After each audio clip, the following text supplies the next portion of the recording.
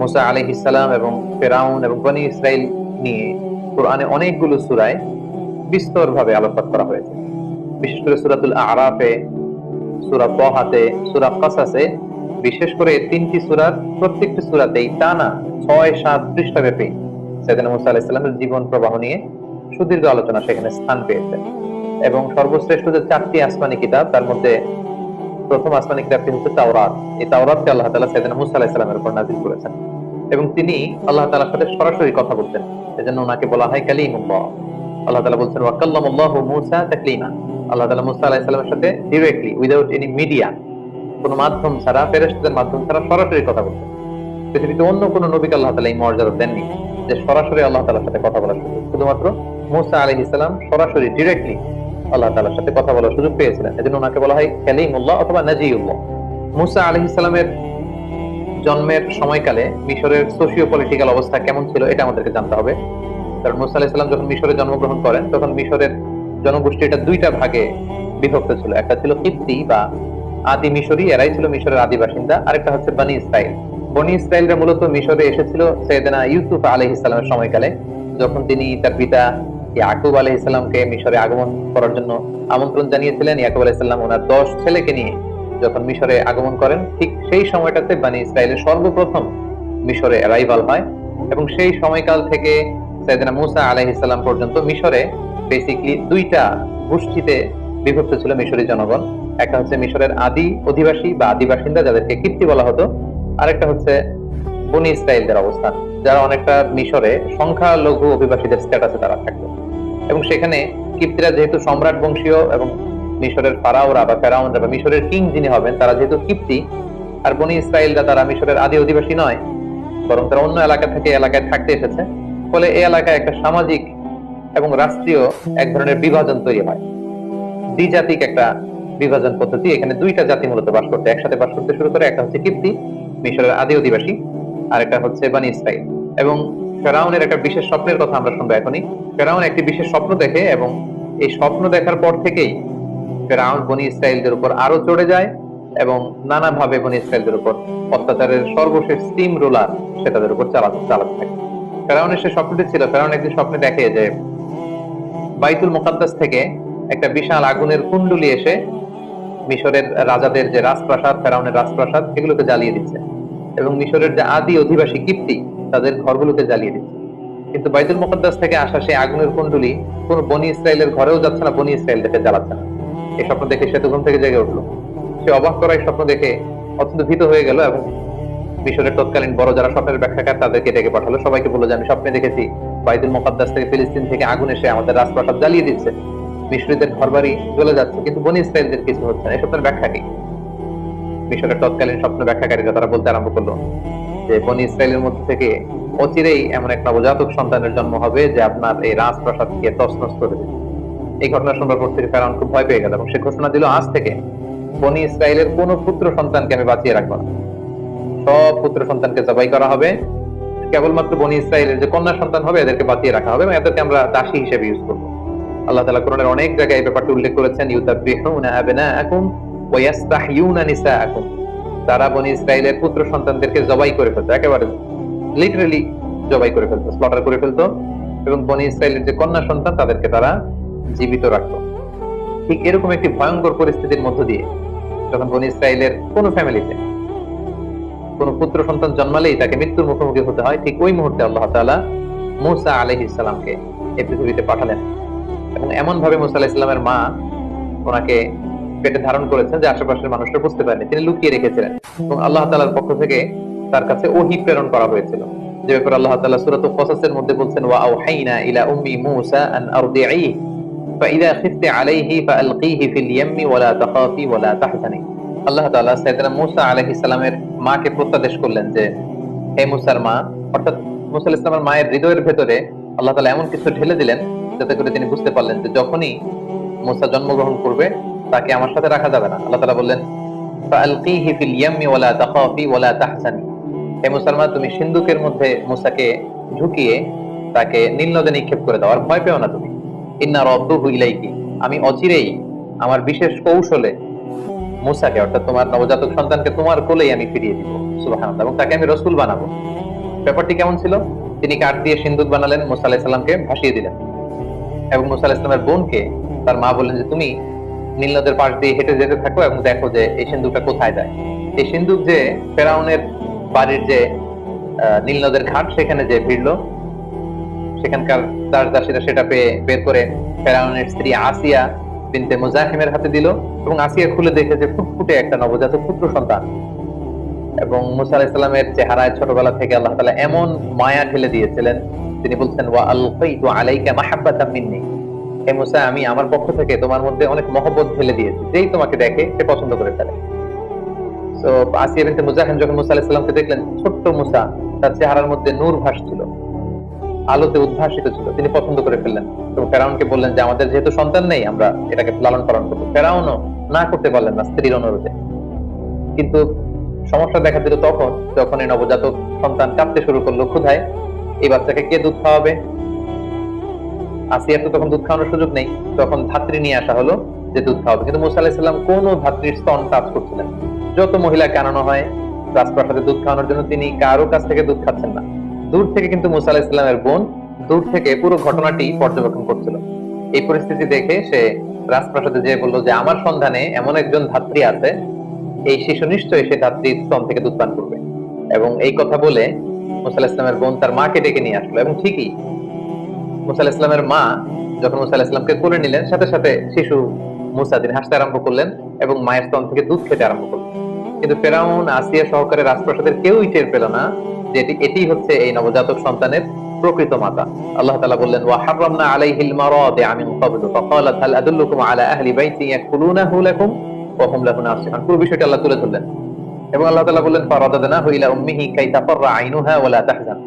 আমি কৌশল করে মূসাকে তার মায়ের কোলে ফিরিয়ে দিলাম, যাতে তার মায়ের মনে আর দুশ্চিন্তা না হয়, তার মায়ের হৃদয়টা যেন ঠান্ডা হয়, চক্ষু যেন শীতল হয়। এই ব্যবস্থা আমি আল্লাহ তাআলা করে দিলাম। এটা বেসিক্যালি ছিল মুসা আলাইহিস সালামের প্রতি আল্লাহ তাআলার বিশেষ একটি নিয়ামত। এভাবে আল্লাহ তাআলার বিশেষ কৌশলে, আল্লাহ তাআলার বিশেষ প্ল্যানের অংশ হিসেবে ফেরাউনের শত্রু, ফেরাউনের নিজ রাজপ্রাসাদে রাজকীয় সম্মানে বড় হতে লাগলো। সেদিন মুসা আলাইহিস সালাম শৈশব পেরিয়ে কৈশোরে পদার্পণ করলেন, কৈশোর শেষে তিনি যৌবনে পদার্পণ করলেন, এবং জীবনের প্রায় 30টি বছর তিনি ফেরাউনের রাজপ্রাসাদে থেকে তিনি বড় হলেন। মুসা আলাইহিস সালামের শৈশবকালের পর থেকে সুইচ করে আল্লাহ তাআলা ওনার যৌবনকালের একটি ঘটনা তিনি উল্লেখ করেছিলেন। তিনি রাস্তা দিয়ে একবার হাঁটছিলেন, হঠাৎ দেখলেন যে দুইজন লোক ঝগড়া করছে। ফাওয়াজাদা ফিহা রাজুলাইনি ইয়াকতাতিলান, একজন মিশরীয়, একজন বনী ইসরাইল। এখানে বেসিক্যালি অপরাধী ছিল, ঝগড়ার মধ্যে দুইজনের মধ্যে অপরাধী লোক ছিল হচ্ছে মিশরী লোকটি, আর বনী ইসরাইলের লোকটি ছিল মাজদুম, নিরপরাধী। মুসা আলাইহিস সালাম দেখলেন তাই তো, এই লোকটা তো অপরাধ করছে। উনি যে থামতে বললেন, তারা থামছে না। সেদিন মুসা আলাইহিস সালাম আঘাত করলেন, একটা থাপ্পড় মারলেন মিশরীর গালে। তো তিনি আঘাত করেছিলেন লোকটাকে থামানোর জন্য, কিন্তু সেদিন মুসা আলাইহিস সালামের হাতে আল্লাহ তাআলা এত শক্তি দিয়েছেন যে ওই থাপ্পড় খেয়েই মুহূর্তের মধ্যে ওই মিশরী ওই জায়গাতে মৃত্যুবরণ করে। সেদিন মুসা আলাইহিস সালাম ভয় পেয়ে গেলেন। দূর থেকে এক লোক এসে বলল যে হে মুসা, তুমি তাড়াতাড়ি পালাও। ওয়াজা রাজুলুম মিন আকসাল মাদিনাতি ইয়াসআ ক্বালা ইয়া মুসা ইন্নাল মালাআ ইয়াতামিরুনা বিক লিয়াকতুলুকা ফাখরুজ ইন্নী লাকা মিনান নাসিহিন। সে এসে বলল হে মুসা, তুমি পালাও, তোমাকে হত্যার জন্য ফেরাউনের আশেপাশের লোকজন, সভাসদ বর্গ তারা প্ল্যান করছে, তুমি বাঁচতে চাইলে এলাকা থেকে পালিয়ে যাও। সাইয়েদনা মুসা আলাইহিস সালাম এখান থেকে চলে গেলেন এবং মিশর ছেড়ে তিনি যেতে যেতে মাদিয়ান সীমান্তে চলে আসলেন। মাদিয়ানের কথা আমরা শুআয়ব আলাইহিস সালামের ঘটনার সময় পড়েছি, যেটা আরাবিয়ান পেনিনসুলার একেবারে উত্তর পশ্চিম এলাকাতে অবস্থিত, অর্থাৎ দ্য গালফ অফ আকাবা, আকাবা উপসাগর এবং লোহিত সাগরের তীর ঘেঁষে একটি শহর। তিনি মিশর ছেড়ে প্রাণে বাঁচবার জন্য দৌড়াতে দৌড়াতে মিশর ছেড়ে মাদিয়ান এলাকাতে তিনি ঢুকে গেলেন এবং ঢুকে দেখলেন সেখানে দুজন যুবতী মেয়ে বসে আছে। তিনি তাদের কাছে যেয়ে বললেন ক্বালা মা খাতবুকুমা, তোমরা বসে আছো কেন এখানে? তারা বলল আমরা একজন বৃদ্ধ মানুষের দুজন কন্যা, আমরা ছাগলকে পানি পান করাতে এসেছি, কিন্তু এলাকার লোকেরা তারা ভিড় করছে, পানি পান করাচ্ছে, ফলে আমরা তাদেরকে ভিড় ঠেলে যে আমাদের ছাগলগুলোকে যে পানি পান করবো আমাদের সামর্থ্য।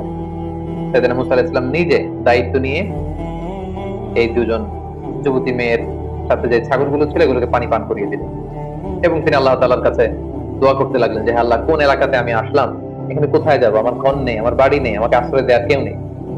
তিনি যখন আল্লাহ তাআলার কাছে কায়মনোবাক্যে দোয়া করছিলেন, এই দুইজন যুবতী যে বাড়িতে তাদের পিতার কাছে সবকিছু খুলে বললেন, কোন কোন মুফাসসিরিন একরাম বলেছেন যে উনি হচ্ছেন শুআয়ব আলাইহিস সালাম, কেউ কেউ বলেছেন না, তিনি শুআয়ব আলাইহিস সালাম নন, তিনি ছিলেন আল্লাহ তাআলার একজন প্রিয় ভাজন বান্দা।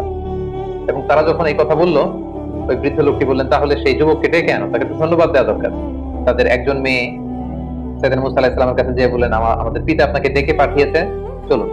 সাইয়েদনা মুসা আলাইহিস সালাম গেলেন এবং যাওয়ার পরে সেই ব্যক্তিটি সাইয়েদনা মুসা আলাইহিস সালামকে ধন্যবাদ দিলেন এবং বললেন, তোমার ঘটনাটি আমাকে খুলে বলো, তাহলে আমি তোমাকে কিছু উপদেশ দিতে পারি। সাইয়েদনা মুসা আলাইহিস সালাম পুরো ব্যাপারটি খুলে বললেন যে এমন এমন ঘটনা, আমি জালেমদের কবল থেকে পালিয়ে এসেছি। তিনি বললেন যে নাজাউতা মিনাল কওমিজ যালিমিন, তুমি তো বেঁচে এসেছো। তো মুসা আলাইহিস সালাম খুব শক্তিশালী ছিলেন এবং এই বৃদ্ধ লোকের কন্যাদের সাথে যখন কথা বলছিলেন, তিনি তাদের চেহারার দিকে না তাকিয়ে নিচের দিকে তাকিয়েছিলেন। এগুলো যখন মেয়েগুলো তাদের বাবাকে বলছিল, হঠাৎ করে একটা মেয়ে বলল যে ইয়া আবা তিস্তাজিরহু, বাবা আমাদের তো একজন কাজের লোকের দরকার, আমরা মেয়ে হয়ে কিভাবে ছাগলগুলো নিয়ে পানি পান করাবো, আপনি একটা কাজ করেন, এই যুবককে আমাদের ঘরের বিভিন্ন কাজ করবার জন্য, ছাগলগুলোকে দেখভাল করার জন্য তাকে রেখে দেন, টাকার বিনিময়ে, অর্থের বিনিময়ে রেখে দেন। ইন্না খায়রা মান ইস্তাজারতাল কবিয়ুল আমিন, হে বাবা এমন লোককে আমাদের ঘরের অ্যাসিস্ট্যান্ট হিসেবে রাখা দরকার যে শক্তিশালী এবং নিরাপদ, বিশ্বস্ত। এবং এই ভিনদেশী যুবকের মধ্যে আমরা দুই বোন, এই দুটো বোনই পেয়ে, একে তো সে শক্তিশালী, সে সবাইকে ফেলে আমাদের ছাগলগুলোকে পানি পান করিয়ে দিতে পেরেছে, এবং সে বিশ্বস্ত, সে আমাদের অনেক সম্মান করেছে, রেসপেক্ট করেছে, এবং সে আমাদের দিকে চোখ তুলে তাকায়। তখন বৃদ্ধ লোকটি সাইয়েদনা মুসা আলাইহিস সালামকে প্রপোজাল দিলেন। কালামুল্লাহ মাজিদের সূরাতুল কসাসে আল্লাহ তাআলা বিস্তারিত এগুলো বর্ণনা করেছেন, আমি শুধু ঘটনা প্রবাহটি এখানে স্টেপ বাই স্টেপ শেয়ার করছি। বৃদ্ধ লোকটি সরাসরি মুসা আলাইহিস সালামকে প্রস্তাব করলেন যে মুসা, তুমি যদি টানা 8 বছর আমার এখানে বাসায় কাজ করো, আমার ছাগলগুলোকে দেখাশোনা করো, তাহলে আমার একটি কন্যাকে তোমার সাথে আমি বিবাহ দিব। আর তুমি যদি 10 বছর পূর্ণ করো, এটা তোমার ইখতিয়ার, এটা আরো ভালো হয়, 8 কিংবা 10। সাইয়েদনা মুসা আলাইহিস সালাম রাজি হলেন। এই লম্বা 8টি বছর বা 10টি বছর সাইয়েদনা মুসা আলাইহিস সালাম নিজ এলাকা ছেড়ে, নিজ জন্মভূমি মিশর ছেড়ে তিনি মাদিয়ানে কাটালেন। আসলে শুধুমাত্র মুসা আলাইহিস সালামের জীবনেই যে এই সংগ্রাম এসেছিল এমনটি নয়, বরং আল্লাহ তাআলা প্রেরিত প্রতিটি নবীর জীবনই ছিল কিন্তু এরকম সংগ্রামে পরিপূর্ণ। তাদের প্রত্যেকেই তারা মরুভূমিতে মেষ চড়িয়েছেন, অনেককে তাদের এলাকা ত্যাগ করতে হয়েছিল, হিজরত করতে হয়েছে, বাতিলের বিরুদ্ধে, তাগুতের বিরুদ্ধে লড়াই করতে হয়েছে, এবং নানা সময় তারা স্বজাতির লোকজন বা নিজের উম্মতের বিরোধিতার সম্মুখীন হয়েছে। সাইয়েদনা মুসা আলাইহিস সালাম প্রায় 10টি বছর মাদিয়ানে সময় কাটালেন। সেই বৃদ্ধ লোকের একটি কন্যার সাথে বিবাহ বন্ধনে আবদ্ধ হলেন। কোন কোন বর্ণনা মতে তার 2জন সন্তান হয়েছিল, এবং তৃতীয় সন্তান যখন তার স্ত্রীর পেটে, তখন তিনি সেই বৃদ্ধের কাছ থেকে, অর্থাৎ ওনার শ্বশুরের কাছ থেকে, যেটা কোন কোন বর্ণনা মতে শুআয়ব আলাইহিস সালাম ছিলেন, ওনার কাছ থেকে বিদায় নিয়ে এবার তিনি নিজ জন্মভূমি মিশরে ফিরে যাবেন। যেহেতু মাদিয়ান তো ওনার নিজের এলাকা নয়, তিনি যখন মিশরে ফিরে যাবেন কিছু ছাগল নিয়ে, তার স্ত্রীকে নিয়ে, সন্তানদেরকে নিয়ে, কিছু দাস দাসী নিয়ে, তিনি যখন মাদিয়ান থেকে মিশরে ফিরে যাচ্ছেন, তুর পাহাড়ের কাছাকাছি কোন একটি এলাকাতে যখন তিনি আসলেন, প্রচন্ড শীত ছিল, ওনার স্ত্রী গর্ভবতী, প্রেগনেন্ট, এবং প্রেগন্যান্সির পেইন উঠেছে ওনার স্ত্রী, প্রচন্ড ঠান্ডা এবং অন্ধকার, এবং তিনি ফিল করছেন যে সাধারণ যে রাস্তা, কাফেলা যে রাস্তায় চলে, তিনি ভুল করে রাতের বেলা ওই রাস্তা হারিয়ে হয়তো অন্য কোনো রাস্তায় চলে এসেছেন। হঠাৎ তিনি খেয়াল করলেন দূরে আগুন দেখা যায়। ফাকালা লিআহলিহিম কুসু ইন্নী আনাসতু নারান লাআল্লি আতিকুম মিনহা বিখাবাস আও আজিদু আলান নারি হুদা। তিনি বললেন যে আমার মনে হয় আমরা রাস্তা হারিয়ে ফেলেছি, আর প্রচন্ড ঠান্ডা, একটা কাজ করো, তোমরা সবাই এইখানে কাফেলাকে থামাও, স্টপ, এখানে বসো, বিশ্রাম নাও। ওই যে দূরে আগুন দেখা যায়, আমার মনে হয় কেউ আগুন পোহাচ্ছে, অথবা ওইখানে কোনো একটা কাফেলা আছে, আমি যাই ওখান থেকে লাকড়ি দিয়ে আগুন নিয়ে আসি, এবং রাস্তাটা ঠিক আছে কিনা এটা একটু ক্রস চেক করে আসি, জিজ্ঞেস করে আসি। সাইয়েদনা মুসা আলাইহিস সালাম ওখানে গেলেন, কিন্তু যে অবাক হলেন, দেখলেন যে একটা গাছের ভেতর থেকে আগুন জ্বলছে, কিন্তু গাছের পাতা জ্বলে না, ডালপালা জ্বলে না, কিছুই জ্বলে না, দাউ দাউ করে আগুন জ্বলছে। কিন্তু সেই আগুনটা পৃথিবীর অন্যান্য আগুনের মতো না, একটু ভিন্ন ধরনের একটা আগুনের মতো, এবং আগুনের ভেতর থেকে একটা সাউন্ড আসে। তিনি প্রথমে ভেবেছিলেন মানুষরা বসে হয়তো আগুন পোহাচ্ছে, কিন্তু যে দেখেন কোনো মানুষ নেই, অদ্ভুত কাণ্ড, গাছের ভেতরে আগুন জ্বলছে। হঠাৎ সেখান থেকে একটা আওয়াজ আসলো, আওয়াজটা হচ্ছে ইন্নী আনা রাব্বুক, মানে আমি তোমার প্রভু, আই এম ইওর লর্ড, ফাখলানা আলাইক, মুসা তোমার জুতা খুলো, শুজ অন, ইন্নাকা বিল ওয়াদিল মুকাদ্দাসি তুয়া, হে মুসা তুমি একটা পবিত্র উপত্যকায়, ভ্যালিতে এসেছো, যেটার নাম হচ্ছে তুয়া। ওয়া আনা আখতারতুকা ফাসতামি' লিমা ইউহা, আর আমি তোমাকে নবী হিসেবে অ্যাসাইন করলাম জাস্ট নাও, এখন থেকে তুমি নবী, এখন আমি তোমাকে কিছু প্রত্যাদেশ দিব, আমি কি বলছি মনোযোগ দিয়ে শোনো। প্রথম যে আল্লাহ প্রত্যাদেশ দিলেন সেটা হচ্ছে ইন্নানি আনাল্লাহ লা ইলাহা ইল্লা আনা ফা'বুদনি, অর্থাৎ হে মুসা আমি হচ্ছি আল্লাহ, আমি ছাড়া কোনো ইলাহ নেই, আমার ইবাদত করো। তাহলে প্রথম প্রত্যাদেশ হচ্ছে এক আল্লাহর ইবাদত করা, তাওহীদের বাণী। 2 নম্বর প্রত্যাদেশ হচ্ছে ওয়া আকিমিস সালাতা লিযিকরি, হে মুসা আমার স্মরণে সালাত কায়েম করো। এরপরে আল্লাহ তাআলা আখিরাতের কথা বললেন যে ইন্নাস সাআতা আতিয়াতুন আকাদু উখফিহা লিতুজজা কুল্লু নাফসিন বিমা তাসআ। আর কিয়ামত হবেই হবে। আখিরাত বলে একটা কথা আছে, এই দুনিয়াতে যে মানুষ যারাই যা করেছে তার প্রতিটি কাজের প্রতিদান তারা সেদিন পাবে। তাহলে তিনি তাওহীদের কথা বললেন, একত্ববাদের কথা বললেন, তিনি ইবাদতের পদ্ধতি বাতলে দিলেন, এবং আখিরাত বলে যে একটা কথা আছে, দ্য কনসেপ্ট অফ আখিরা, এগুলো বললেন। এগুলো বলে তিনি বললেন যে যাও মুসা, তুমি যে দাওয়াত দাও। মুসা আলাইহিস সালাম ভয় পেয়ে গেলেন। তিনি ভাবলেন যে আমি কি এখন এগুলো নিয়ে দাওয়াত দিতে পারবো? আল্লাহ তাআলা সাইয়েদনা মুসা আলাইহিস সালামকে শুধু মেসেজ দিয়ে ছেড়ে দেন যে যাও তুমি নবী, এই কথাগুলো পৌঁছে দাও না। আল্লাহ তাআলা আমরা জানি যে নবীদেরকে মুআজিজা দিয়ে থাকেন। এবার আল্লাহ তাআলা সাইয়েদনা মুসা আলাইহিস সালামকে দুইটা মুআজিজা দিবেন। আল্লাহ তাআলা জিজ্ঞেস করলেন ওমা তিলকা বিয়ামিনিকা ইয়া মুসা, মুসা তোমার ডান হাতে কি? ক্বালা হিয়া আসায়া, তিনি বললেন এটা লাঠি, এটা দিয়ে আমি অনেক কাজ করি। আল্লাহ বললেন লাঠিটা ফেলো তো। মুসা আলাইহিস সালাম লাঠিটা ফেললেন, মুহূর্তের মধ্যে ফাইযা হিয়া হাইয়াতুন তাসআ, এটা একটা সাপ হয়ে গেল। মুসা আলাইহিস সালাম ভয় পেয়ে গেল। আল্লাহ বললেন খুদহা ওয়ালা তাখাফ, মুসা ভয় পেও না, সানুঈদুহা সিরাতাহাল উলা, এটা তুমি ধরার সাথে সাথেই আগের মতো করে লাঠি হয়ে যাবে। তিনি ধরলেন এবং দেখতে পেলেন মুহূর্তের মধ্যে সেটা লাঠি হয়ে গিয়েছে। সুবহানাল্লাহ। এটা ছিল 1 নম্বর মুআজিজা। 2 নম্বর মুআজিজা হচ্ছে আল্লাহ বললেন যে ওয়াদমুম ইয়াদাকা ইলা জানাহিকা তাখরুজ বাইদা মিন গায়রি সু, হে মুসা তোমার বগলের ভেতর থেকে বা পকেট থেকে তোমার হাতটাকে এরকম বের করো, দেখবে যে তোমার হাতের মধ্যে জ্বলজ্বলে আভা। সেদিন মুসা আলাইহিস সালাম আল্লাহ তাআলার আদেশের সাথে সাথে হাতটা এরকম বের করলেন। বের করার সাথে সাথে তিনি দেখতে পেলেন যে হাতের ভেতর থেকে জ্বলজ্বলে আলোকচ্ছটা বের হচ্ছে। আল্লাহ বলেন যাও, এই দুইটা জিনিস দিলাম, লাঠি ফেললে সাপ হয়ে যাবে, হাত দেখালে এখান থেকে ফোকাস যাবে, নূর, আলো যাবে। এই দুটা দিয়ে তুমি তোমার নবুয়তের প্রমাণ দিবে। ইযহাব, যাও মুসা, ইলা ফিরআউনা ইন্নাহু তাগা, ফিরআউনের কাছে যাও, ফিরআউন তো অবাধ্য হয়েছে, তাকে যে দিনের দাওয়াত দাও। আল্লাহ তাআলা যখন আদেশ করলেন যে মুসা তুমি ফিরআউনের কাছে যাও, এই দাওয়াতগুলো পৌঁছে দাও, তিনি বললেন যে আল্লাহ আমার মুখের জড়তার কারণে আমি সুস্পষ্ট ভাষায় কথাগুলো পৌঁছাতে পারেন, আমার ভাই হারুনকে আপনি নবী বানিয়েছেন। আল্লাহ তাআলা কবুল করলেন, হারুন আলাইহিস সালামকেও তিনি নবুয়ত দান করলেন। এবার দুই ভাইকে একসাথে অর্ডার করলেন যে ইযহাবা ইলা ফিরআউনা ইন্নাহু তাগা। এতক্ষণ বলেছিলেন মুসা যাও, এখন বললেন যে দুইজন যাও, মুসাও যাও হারুনও যাও, অবাধ্য ফিরআউনকে দাওয়াত দাও। তবে মনে রেখো ফাকুলা লাহু কাওলান লাইয়িনান লাআল্লাহু ইয়াতাযাক্কারু আও ইয়াখশা, তোমরা দুজনে যে কোমল ভাষায়, সফট ল্যাঙ্গুয়েজে ফিরআউনকে দাওয়াত দাও, কারণ দাওয়াতের ভাষা হতে হয় সফট, কোমলতা বজায় রেখে তোমরা যে দাওয়াত দাও। সাইয়েদনা মুসা আলাইহিস সালাম আল্লাহর উপর ভরসা করে ভাই হারুনকে নিয়ে গেলেন এবং যে তিনি ফিরআউনের কাছে একটি আহ্বান এবং একটি প্রস্তাবনা রাখেন। আহ্বানটি ছিল যে ফিরআউন, আমাকে এবং আমার ভাইকে আল্লাহ তাআলা নবী বানিয়ে পাঠিয়েছেন, আমরা আল্লাহর পক্ষ থেকে রাসূল হয়ে এসেছি, আমাদেরকে রাসূল মানো আর আল্লাহ তাআলাকে এক রব বা ইলাহ হিসেবে মেনে নাও। এটা ছিল আহ্বান। আর প্রস্তাবনা ছিল তুমি যেহেতু বনী ইসরাইলের উপর অত্যাচার করছো, তুমি বনী ইসরাইলদেরকে মুক্ত করে আমাদের সাথে দিয়ে দাও। এটা কেমন যেন একটা পুরো বনী ইসরাইলের জাতিগোষ্ঠীর জন্য একটা ইমানি আন্দোলন বা স্বাধীনতা আন্দোলন, বনী ইসরাইলদেরকে মুক্ত করার আন্দোলন। একটি আহ্বান, একটি প্রস্তাবনা। আহ্বান হচ্ছে আল্লাহকে মানো, আমাদেরকে রাসূল হিসেবে স্বীকৃতি দাও, আর যদি এটা করতে না চাও অ্যাটলিস্ট বনী ইসরাইলদেরকে আমাদের সাথে যেতে দাও। ফিরআউনের সাথে বিশাল লম্বা কনভারসেশন হয়েছে সূরাতুশ শুআরাতে। যেহেতু শুরুতে আমরা বলেছি যে মুসা আলাইহিস সালামের ব্যাপারে এত এত আয়াত কালামুল্লাহ মাজিদে আল্লাহ তাআলা এনেছেন, যেগুলোর বিস্তারিত আলোচনা একটি পর্বে করাটা খুবই দুষ্কর, সেহেতু আমরা শুধু স্টেপ বাই স্টেপ ঘটনা প্রবাহের সামান্য ইঙ্গিত করব এবং অধিকাংশ আয়াতগুলোকে স্কিপ করে সংক্ষেপে শুধু ঘটনা প্রবাহটি উল্লেখ করব। সেদিন মুসা আলাইহিস সালামের সাথে ফিরআউনের লম্বা কনভারসেশন হয়। সেখানে মুসা আলাইহিস সালাম বললেন যে আরসিল মা'আনা বানি ইসরাইল, বানি ইসরাইলকে আমাদের সাথে যেতে দাও। ফিরআউন সেটাকে প্রত্যাখ্যান করলো। সে বলল তুমি কোন রবের কথা নিয়ে এসেছো? ওমা রব্বুল আলামিন, এই রব আবার কে? তুমি যে নবী হয়েছো তার প্রমাণ কি? সাইয়েদনা মুসা আলাইহিস সালাম বললেন যে আমি প্রমাণ নিয়ে এসেছি, এই যে দেখো। লাঠি ফেললেন, সাপ হয়ে গেল। হাত উঁচু করলেন, হাতের ভেতর থেকে আলোকচ্ছটা বিচ্ছুরিত হতে লাগলো। এসব কিছু দেখেও ফিরআউন এবং তার সভাসদবর্গ সাইয়েদনা মুসা আলাইহিস সালাম এবং হারুন আলাইহিস সালামকে নবী হিসেবে মানতে নারাজ হলো। সবশেষে ফিরআউন মুসা আলাইহিস সালামের সব কথাকে, দাওয়াতকে প্রত্যাখ্যান করে বলতে আরম্ভ করলো ফাজআল বাইনানা ওয়া বাইনাকা মাওঈদা লা নুখলিফুহু নাহনু ওয়া লা আনসা মাকানান সুয়া। মুসা, এত কিছু শোনার দরকার নাই, তুমি যদি আমার সাথে কনফ্লিক্টে জড়াতে চাও, তুমি কি মুআজিজা নিয়ে এসেছো দেখি। আমি তো এটাকে মুআজিজা মনে করি না, আমি মনে করি জাদু। দেখি আমার জাদুকরদেরকেও ডাকবো, তুমিও তোমার এই জাদু নিয়ে আসো, দেখি কে জিতে। তুমি একটা ডেট দাও, অ্যাপয়েন্টমেন্ট দাও, যেদিন আমিও আসবো তুমিও আসবে, সেদিন সবচেয়ে বড় খেলা হবে, তুমি আসো। ক্বালা মাওঈদুকুম ইয়াউমুজ যিনাতি ওয়া আন ইউহশারান নাসু দুহা।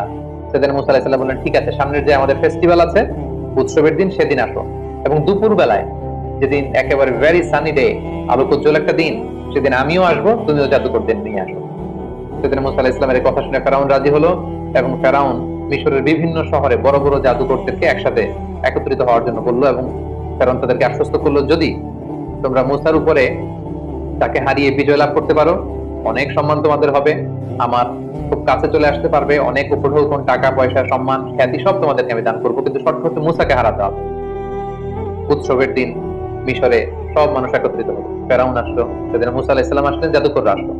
জাদুকররা এসে বলল, ক্বালু ইয়া মুসা, হে মুসা, ইম্মা আন তুলকিয়া ওয়া ইম্মা আন নাকুনা নাহনুল মুলকিন, আপনি জাদু আগে ফেলবেন না আমরা ফেলবো? মুসা আলাইহিস সালাম বললেন, তোমরা ফেলো। তারা ফেলতে আরম্ভ করলো।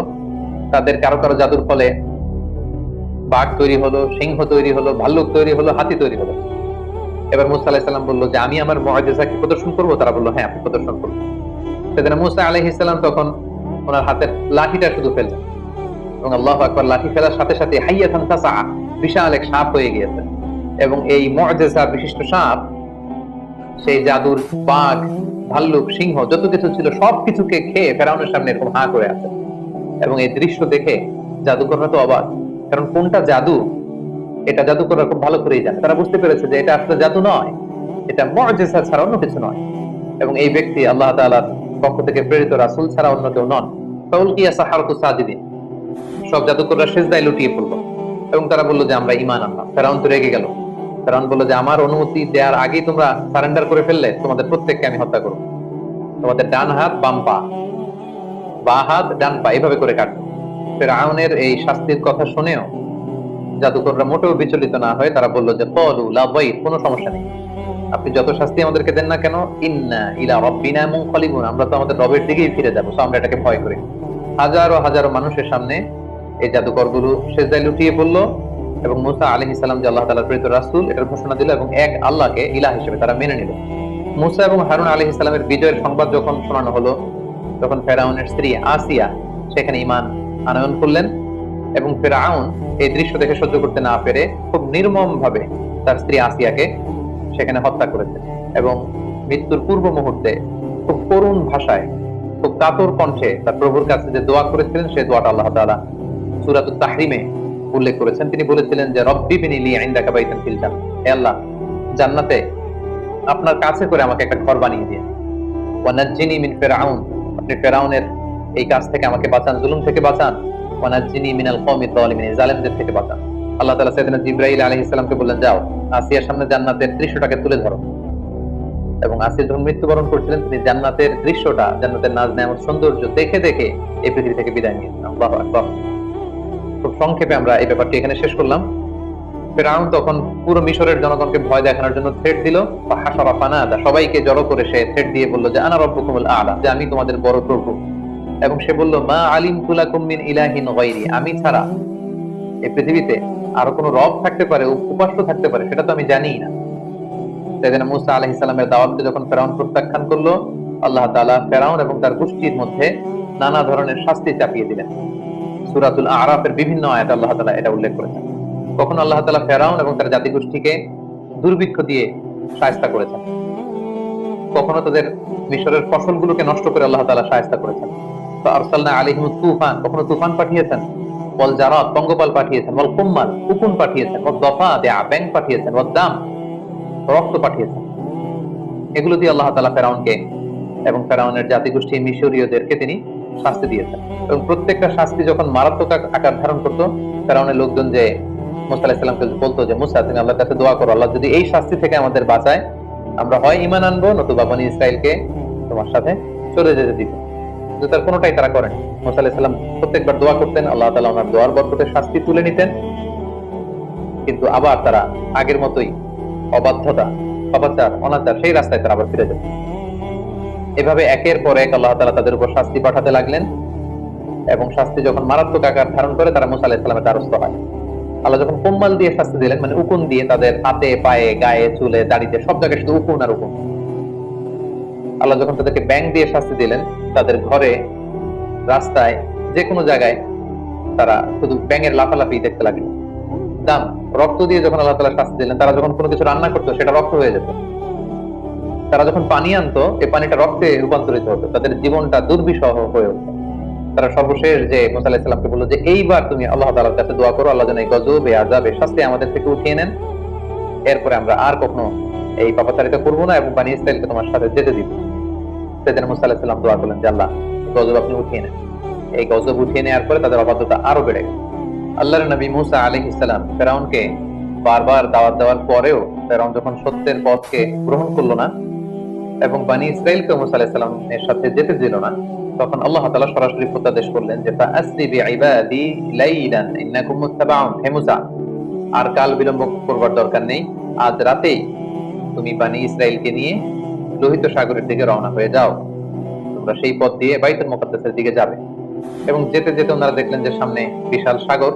বনী ইসরাইলের সবাই তো আফসোস এবং আক্ষেপ শুরু করে দিল যে আমরা তো এখন বাঁচার উপায় নেই, কারণ পেছন থেকে তো ফেরাউন তারা চেস করছে, ধরবার জন্য চেষ্টা করছে। আল্লাহ তাআলা বললেন যে মুসা তুমি চিন্তা করো না, তোমার লাঠি ফেলো। মুসা আলাইহিস সালাম লাঠি ফেললেন, সাগরের পানিকে তিনি দ্বিখণ্ডিত করে দুই দিকে পানি পাহাড়ের মতো উঁচু হয়ে গেল এবং মাঝখান দিয়ে রাস্তা হয়ে গেল। আল্লাহ তাআলা বললেন আনিদ্রিব বিআসাকাল বাহর, লাঠি দিয়ে একটা বাড়ি মারো, ফানফালাকা, দুই ভাগ হয়ে গেল, ফাকানা কুল্লু ফিরকিন কাত্তাউদিল আযীম, পানিটা দুই ভাগ হয়ে বিশাল পাহাড়ের মতো এরকম ঠায় দাঁড়িয়ে রইল আর মাঝখানে রাস্তা। সুবহানাল্লাহ ওয়া বিহামদিহি।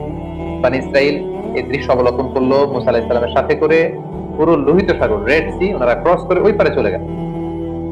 এবার যদি মুসা আলাইহিস সালাম লাঠি আবার তুলে নেয় তাহলে এই রাস্তা পানিতে বিলীন হয়ে যাবে। আল্লাহ বললেন না, এই রাস্তা সরানো যাবে না, কারণ এখনই ফেরাউনের বাহিনী এই সুন্দর রাস্তা দেখে তারাও নেমে পড়বে সাগরে।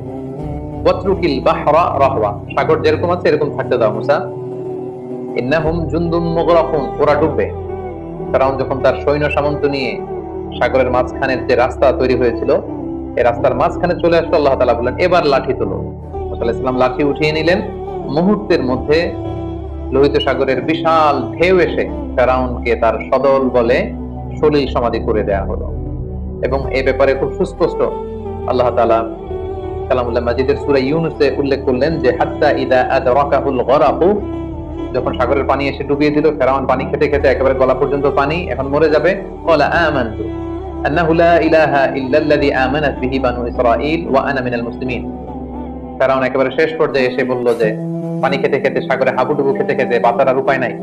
তখন ফেরাউন বলল যে বনী ইসরাঈল যে আল্লাহকে মানে আমি ওই আল্লাহকে মানি, আমি ঈমান আনলাম। আল্লাহ তাআলা বলছেন আল আন, নাও, এখন তুমি ঈমান আনতে যাচ্ছ। ফাকাদ আসাইতা ক্বাবলু ওয়া কুনতা মিনাল মুফসিদিন, এর আগে তো অনেক অবাধ্য ছিলে, একের পর এক নানা শাস্তি দিয়ে তোমাদেরকে আমি রিমাইন্ডার দিয়েছি, তো বারবার আমার নবীর সাথে বিশ্বাসঘাতকতা করেছো, প্রতারণা করেছো, আর এখন ঈমান আনছো না, এখন বাঁচার সুযোগ নেই। The time is up, the game is over, ফালইয়াউমা নুনাজ্জিকা বিবাদানিকা লিতাকুনা লিমান খালফাকা আয়া। ফেরাউন আজকে তোমাকে আমি, তোমার দেহটাকে আমি চিরকালের জন্য রেখে দিব, তোমার দেহটাকে পরবর্তী জেনারেশন যারা আসবে, জেনারেশন টু জেনারেশন এই পৃথিবীতে যারা আসবে সবার জন্য তোমার দেহটা হবে একটা নিদর্শন। এবং আজও মিশরের জাতীয় যে জাদুঘর সেখানকার রয়্যাল মুমিস চেম্বারে ফেরাউনের লাশটি সংরক্ষিত রয়েছে। আমি নিজেও সেই লাশটি দেখে এসেছি এবং অনেক দর্শনার্থীরা যারা মিশরের রাজধানী কায়রোর এই জাদুঘরে গিয়েছেন তারা ফেরাউনের সেই লাশ, এটা যে আজও সংরক্ষিত আছে সেটা তারা দেখে এসেছেন। এবং ফেরাউনের সলিল সমাধি হলো, ফেরাউনের অনুসারীরা সাগরে ডুবে মারা গেল, আর সাইয়েদনা মূসা আলাইহিস সালাম তাওহীদের ঝান্ডাবাহী মূসা আলাইহিস সালাম বনী ইসরাইলকে নিয়ে তিনি পার হয়ে গেলেন এবং মুক্তি পেলেন। দুই দল, এক দল ডুবে গেল, আরেক দল মুক্তি পেল। যেই দিন তারা মুক্তি পেল সেই দিনটা ছিল আশুরার দিন, এবং সেই আশুরার দিনে বনী ইসরাইল তারা রোজা পালন করত। আল্লাহ রাসূল সাল্লাল্লাহু আলাইহি ওয়াসাল্লাম মক্কা থেকে মদিনায় যে দেখলেন ইহুদিরা রোজা পালন করে একদিন, আল্লাহ রাসূল বললেন তারা যদি একদিন রোজা রাখে আমরা রাখবো 2 দিন। তারা যদি এই রোজা পালন করে, মুসা তো আমার ভাই, শুকরিয়া স্বরূপ আমরাও রোজা রাখি। সেই হিসেবে আমরাও মুসলিমরা আশুরার দিন রোজা রাখি। আমরা আশুরার দিন রাখি এবং তার আগের দিন, অথবা আশুরার দিন এবং তার পরের দিন, আমরা 2টি রোজা রাখি ইহুদিদের বিরোধিতা হিসেবে। আল্লাহ নবী মুসা আলাইহিস সালাম তাদেরকে নিয়ে যখন বাইতুল মুকাদ্দাস অভিমুখে রওনা হলেন, আল্লাহ তাআলা বলেন মুসা তুমি বনী ইসরাইলকে নিয়ে জিহাদে অবতীর্ণ হও। এবং আমালেকার লোকজন বাইতুল মুকাদ্দাসে যখন থাকতেন, আমালেকা হচ্ছে সাইয়্যিদিনা হুদ আলাইহিস সালামের যে অধিবাসী আদ জাতি, তাদের একটি শাখাগত। তারা ছিল মুশরিক, দৈহিক ভাবে ছিল অত্যন্ত ওয়েল বিল্ড, সুঠাম দেহের অধিকারী, ভয়াবহ আকৃতি বিশিষ্ট লোক ছিল, তারা মুশরিক ছিল। আল্লাহ তাআলা বলেন যাও মুসা বনী ইসরাইলকে নিয়ে তাদের সাথে জিহাদ করে তাওহীদকে প্রতিষ্ঠিত করো এবং বাইতুল মুকাদ্দাসকে উদ্ধার করো। মুসা আলাইহিস সালাম যখন বনী ইসরাইলকে তাদের কাছে যখন এই কথাটি পেশ করলেন যে আল্লাহ তাআলা বলেছেন জিহাদে অবতীর্ণ হতে, বনী ইসরাইলের লোকেরা বলল, ইন্না ফিহা কওমান জাব্বারিন, মুসা তুমি কি দেখো না সেখানে কত শক্তিশালী লোকজন, ইন্না লান নাদখুলাহা হাত্তা ইয়াখরুজু মিনহা, আমরা সেখানে যাব না যতক্ষণ না তারা বের হয়, তুমি আর তোমার রব যে সেখানে যুদ্ধ করো, আমরা যেতে পারবো না। তাদের এই অবাধ্যতার কারণে আল্লাহ তাআলা তাদেরকে শাস্তি দিলেন যে তোমরা যদি জিহাদকে অপছন্দ করো তাহলে এখন যে মরুভূমিতে তোমরা আছো এটাকে তিহ প্রান্তর বলে, এই জায়গাটি তো আমি ঘুরে এসেছি, এই তিহ প্রান্তরে 40 বছর তোমরা এখানে থাকবে। আল্লাহ তাআলা 40 বছরের বিশাল একটা শাস্তি তাদের ঘাড়ের উপর চাপিয়ে দিলেন। বনী ইসরাইলের লোকজন তিহ প্রান্ত থেকে অ্যাবাউট টার্ন করে মিশরের দিকে প্রতিদিন যেতে চাইতো। তারা রওনা হয়ে মুসা আলাইহিস সালামের বিরোধিতা করে তারা বাইতুল মুকাদ্দাসের দিকে যাবে না, তারা বলতো যে আমরা মিশরে ফিরে যাব। তারা রওনা হতো মিশরে যাওয়ার জন্য, সারাদিন তারা পথ চলতো। রাত্রিবেলায় তারা যখন ঘুমাতো ঘুম থেকে উঠে দেখতো যেখান থেকে তারা রওনা শুরু করেছে ঠিক সেখানেই পড়ে আছে। এভাবে 40 বছর তারা দিকভ্রান্ত হয়ে এদিক সেদিক ঘুরে বেরিয়েছে, কিন্তু তারা পথের কোনো দিশা ফিরে পায়নি। তিহ প্রান্তরের এই 40 বছরের এই লং পিরিয়ড অফ টাইমে অনেক ঘটনাবলী ঘটেছে। তার মধ্যে অন্যতম হচ্ছে যে তাওরাত নাজিল হয়েছে সাইয়েদনা মুসা আলাইহিস সালামের উপর, এবং সাইয়েদনা মুসা আলাইহিস সালাম তাওরাত গ্রহণের জন্য 30 দিনের সিয়াম পালন করেছেন, ইতিকাফ করেছেন। পরবর্তীতে আল্লাহ তাআলা আরো 10 দিন বাড়িয়ে দিয়েছেন। 40 দিন তিনি সিয়াম এবং ইতিকাফ পালন শেষে তিনি তাওরাতকে আল্লাহ তাআলার পক্ষ থেকে রিসিভ করলেন। আল্লাহ তাআলা বলেন, ওয়া ওয়া'আদনা মুসা 30 লাইলা ওয়া আতমামনাহা বি'আশরিন ফাতাম্মা মিকাতু রাব্বিহি 40 লাইলা।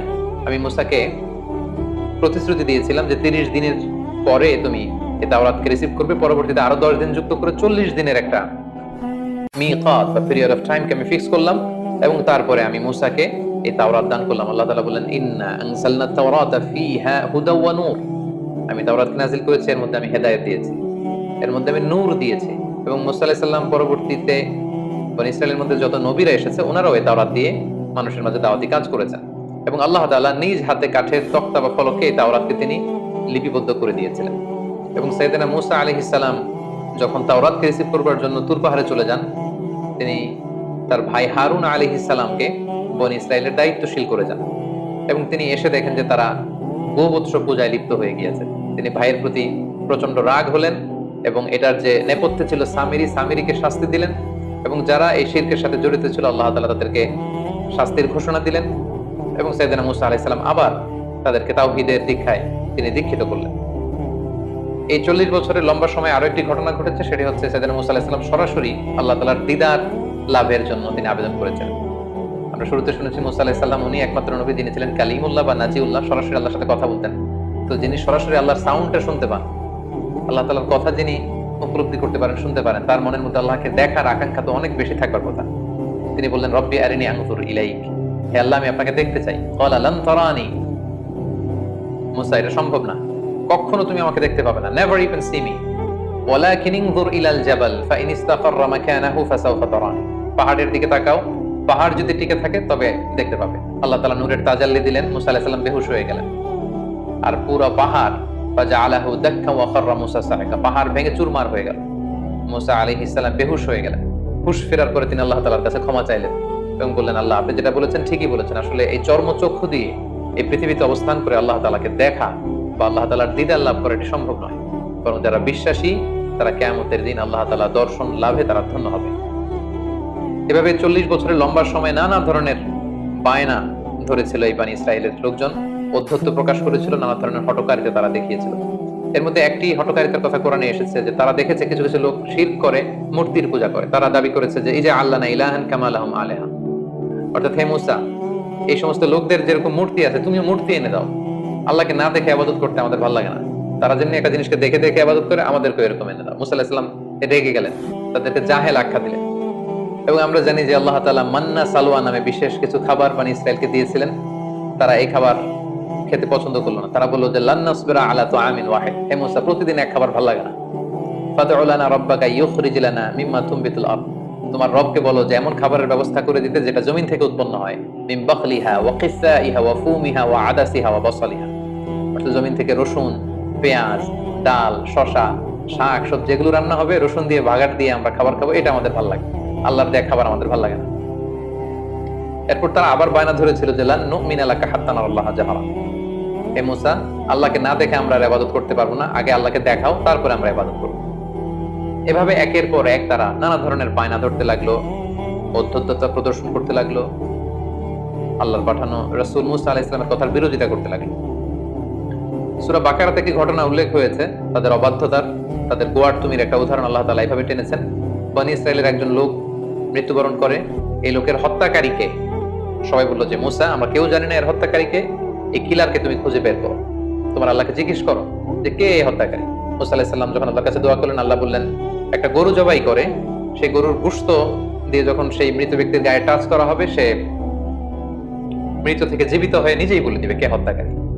তো আল্লাহ তাআলার আদেশ পালনের জন্য একটা যে কোনো গরু ধরে জবাই করে সেটার গোশত দিয়ে মৃত ব্যক্তির গায়ে লাগালেই কিন্তু সে জীবিত হয়ে হত্যাকারীর কথা বলে দিত। কিন্তু বনী ইসরাইল এই সহজ কাজটি না করে এখানে ক্ষান্ত না হয় তারা বললো যে এই গরুর রং কেমন, আমরা তো বুঝতেছি না কোন ধরনের গরু জবাই করবো, ছোট গরু, মাঝারি গরু, না বৃদ্ধ গরু, লাল গরু নাকি নীল গরু, কোন ধরনের গরু। একের পর এক নবী মুসা আলাইহিস সালামকে প্রশ্ন বানে জর্জরিত করতে করতে পরবর্তীতে আল্লাহ তাআলা এমন ক্রাইটেরিয়া ফিট করে দিলেন পুরো এলাকা জুড়ে আর সেই গরু খুঁজে পাওয়া যায় না।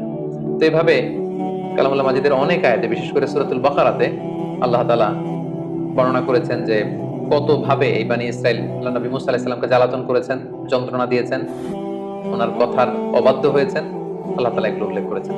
কিন্তু তারপরেও আল্লাহ নবীর দোয়ার বরকতে সেই তিহ প্রান্তরে মরুভূমির মাঝখানে আল্লাহ তাআলা ওয়াজাল্লালনা আলাইকুমুল গামাম, মেঘমালা দিয়ে তাদেরকে ছায়ার ব্যবস্থা করে দিয়েছিলেন। তৃষ্ণা মেটাতে বনী ইসরাইলের 12টা গোষ্ঠী ছিল, 12টা ঝর্ণার ব্যবস্থা করে দিয়েছিলেন। সেই জায়গাটাতেও আমি ভিজিট করে 12টা ঝর্ণা দেখে এসেছি। মান্না এবং সালওয়া নামক খাবারের ব্যবস্থা করে দিয়েছিলেন। সাইয়্যিদুনা মূসা আলাইহিস সালামের সাথে খিজির আলাইহিস সালামের চমকপ্রদ একটি ঘটনা সূরাতুল কাহাফের ভেতর আল্লাহ তাআলা উল্লেখ করেছেন। ঘটনাটির সূচনাটি ছিল এমন, বনী ইসরাইলের মাঝে বসে তিনি মুসা আলাইহিস সালাম বক্তব্য রাখছিলেন। একজন জিজ্ঞেস করলো যে পৃথিবীতে সবচেয়ে জ্ঞানী ব্যক্তি কে? মুসা আলাইহিস সালাম বললেন আমি। আল্লাহ তাআলা মুসা আলাইহিস সালামের এই প্রশ্নটা পছন্দ করলেন। আল্লাহ বললেন মুসা, তুমি ভুল বলেছো, তোমার চেয়ে একজন জ্ঞানী ব্যক্তি